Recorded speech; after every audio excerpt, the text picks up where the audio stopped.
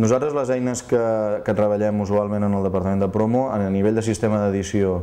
normalment treballem o bé amb l'Avid, que tenim tant Symfony com el Nitris, les dues versions, diguem, en diferents prestacions, com en Final Cut amb tota la seva suite. Vull dir que tenim des del Color, el Motion,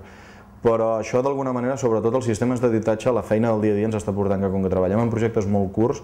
els sistemes d'editatge ens serveix molt per muntar el que li diem la coca, la primera base del que serà aquell clip i de més. Però normalment després ja ens ho emportem de seguida a After Effects i realment ara és una eina que utilitzem moltíssim.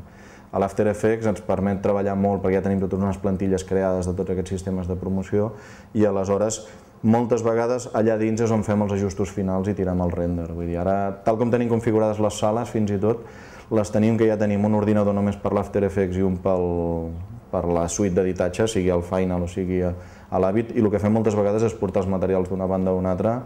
per tenir una màquina només dedicada ja a aquest sistema de treball. Això ens ofereix més robustesa a l'hora de treballar-hi i paral·lelament ens permet treballar en paral·lel alguns projectes.